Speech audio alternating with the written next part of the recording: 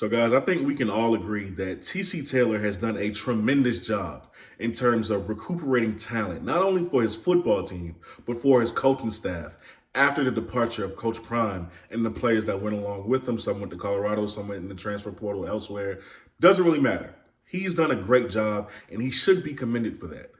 However, although the season is 6 months away from now, before week 0, the opener versus South Carolina State, there's a decision, a looming decision, a big decision that's going to need to be made by not only him, but Coach Harris in terms of who's going to run that offense.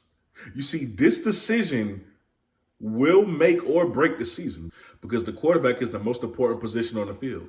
You need to know who your signal caller is going to be. They have a lot of time. But I just want to talk about it because this is on my head and it stays on my head. And honestly, the spring game can't get here fast enough because I need to see each one of these quarterbacks with one quarter to work with and just see how well they do in a sample size of that Maurice Harris offense. So listen, I'll admit in my previous video about the quarterback competition, I slept on Zai, and that was wrong of me. My bias about his size wouldn't let me see the potential that he has. And I'll admit that I'm wrong on that. So I talked to Zoe. Zoe told me go back and watch Zai. So I did. No bias. I went back and watched Zai, and I honestly believe he has just as good as a shot. Now that I really looked at him, he has just as good of a shot as these other two guys.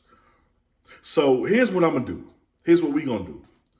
We're going to talk about this quarterback competition again. Each quarterback, I'm going to give you a pro, the pros that I love about these quarterbacks, all 3 of them, and then I'm going to give you cons that worries me about these 3 quarterbacks. Each player has it. This is not hating. This is just an analysis. That's all this is. So for the record, my pick is still Jason Brown. That's who I would go with. But time will tell on all of this.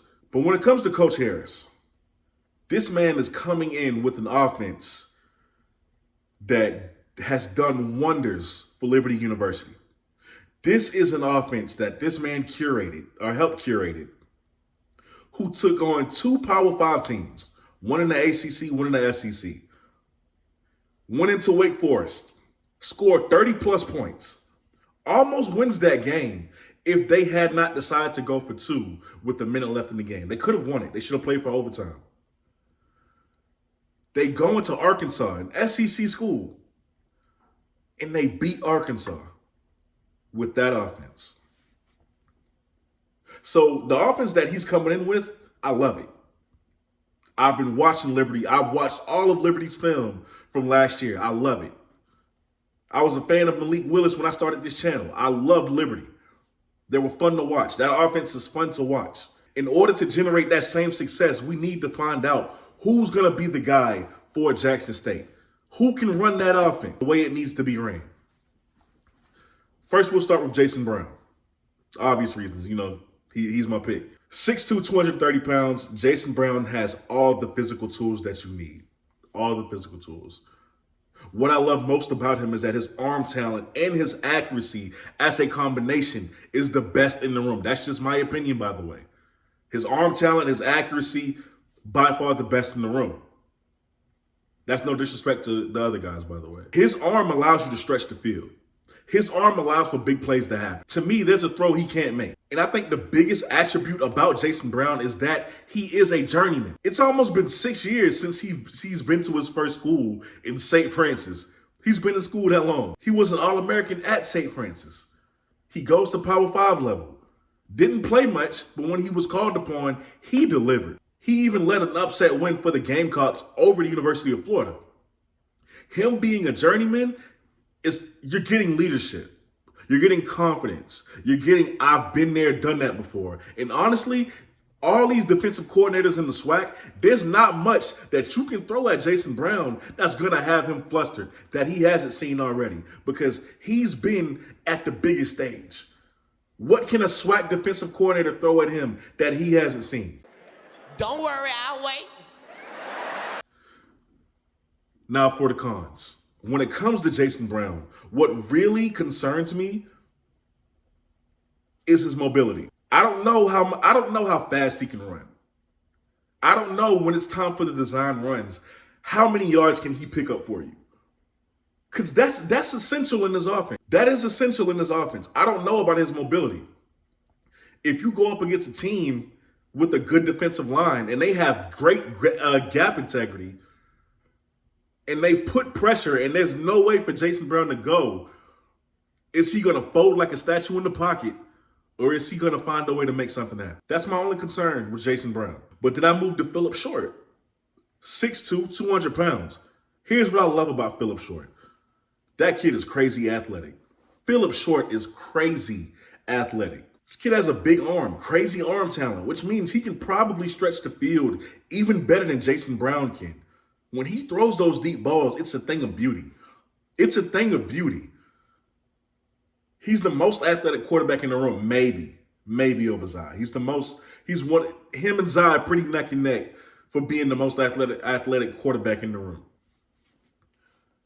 And what I love most is that when maybe he has happy feet a little bit, but when he runs out of the pocket, he's never looking to just dart and run for some yards. No, those eyes are downfield. And better than that, I see him directing receivers, go here, I'm going to throw it here. I love to see that. That's what you look for in a quarterback with his skill set. Now, let's get to the cons about Phillip Short. Something that concerns me is his accuracy. His accuracy and his decision-making. What do you mean by that, Kobe? Well, he is a JUCO All-American. I will not take that from him. Like I said, I told you what I loved about him. That boy's a baller. But it's either his accuracy or his decision-making that allow him to throw for 15 touchdowns, but also 8 interceptions. 15 touchdowns, 8 interceptions, that's not a good ratio. For however many games he's played, that's not a good ratio. So it's making me wonder, okay, well, what's causing that? What caused those 8 interceptions? Was his decision-making? Was he trying to force throws? Was he trying to play hero ball? What was it? So I need to see a little bit more of him in that aspect, which is why, again, I can't wait to see this spring game. The 8 interceptions do throw me back. And even when you watch his highlight tape, he makes some great throws. I mean, he fits the ball in the tightest of windows, right?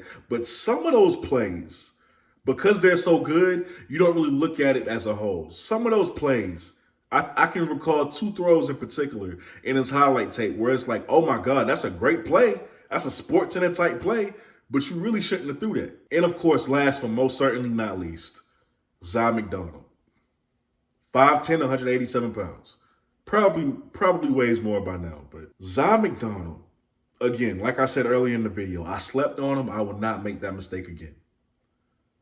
Zai McDonald, looking at Liberty's offense from last year, looking at his skill set, this man can run this offense as effective as these other two.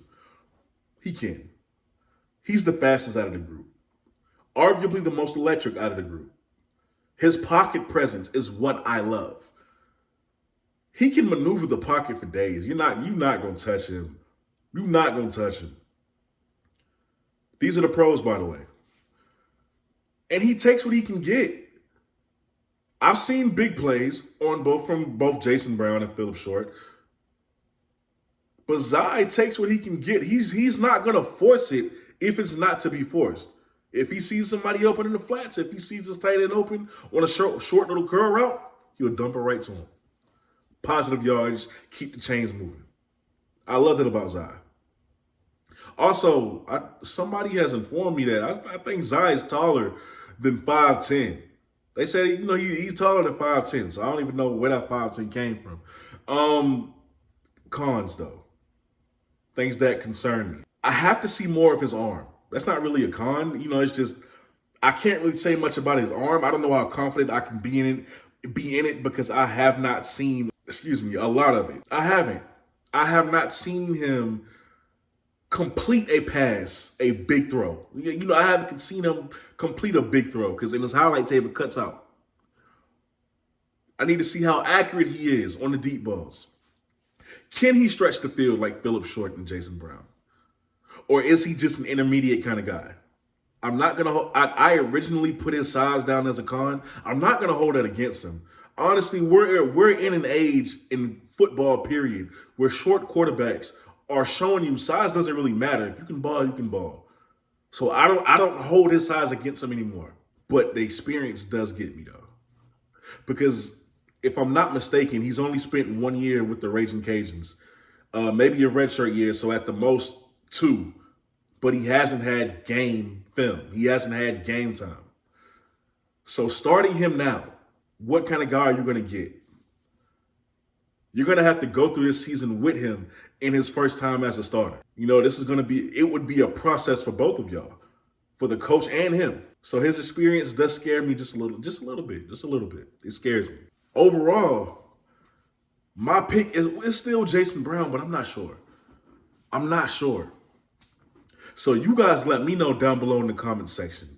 What are some things that you like about all 3 quarterbacks and things that you don't like? Who would you start?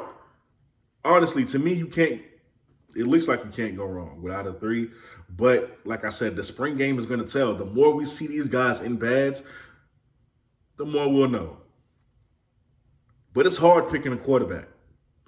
It's very hard, man. In all stages of football, it's hard picking a quarterback.